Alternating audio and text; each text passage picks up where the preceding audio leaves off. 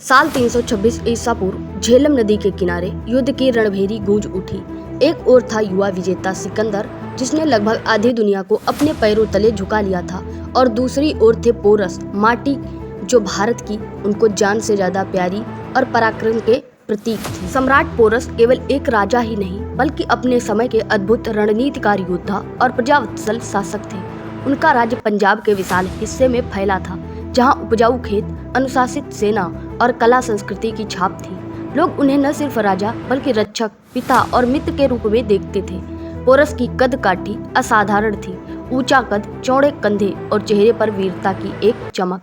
वे न केवल शस्त्रों में निपुण थे, बल्कि युद्ध नीति और कूटनीति के दोनों तरफ के खिलाड़ी थे। पोरस का मानना था कि राज्य की असली ताकत उसकी जनता का विश्वास है, इसलिए उनकी सेना न सिर्फ वेतन के लिए बल्कि अपने सम्राट के लिए प्राण देने को तत्पर रहती थी। उधर दूर पश्चिम में मकदूनिया का युवराज सिकंदर महान, जिसकी तलवार ने यूनान, मिस्र, फारस और मध्य एशिया तक के साम्राज्यों को घुटने टेकने पर मजबूर कर दिया था, और अब उसकी नजरें भारत की धरती पर थी। भारत जो अपने धन, संस्कृति और विशाल साम्राज्यों के लिए प्रसिद्ध था। सिकंदर ने सोचा, अगर भारत को जीत लिया तो सच में पूरी दुनिया मेरे चरणों में होगी।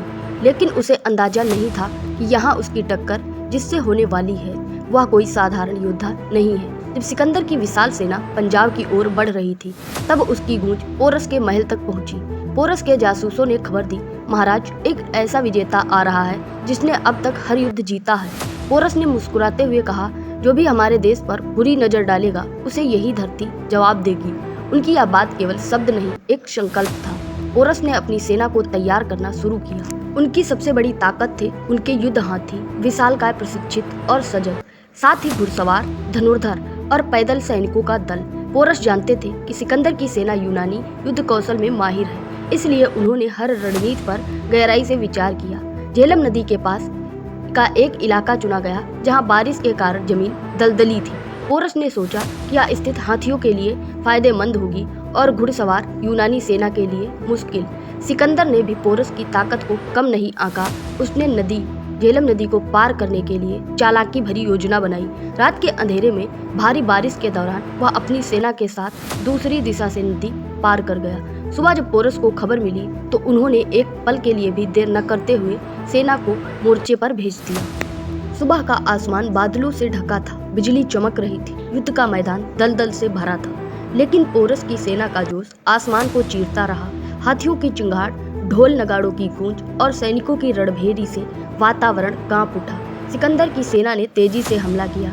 यूनानी घुड़सवार तीरों की बारिश करने लगे, लेकिन पोरस के हाथियों ने उन्हें रोक दिया। कई घुड़सवार हाथियों के पैरों तले कुचल गए। घंटों तक युद्ध चलता रहा।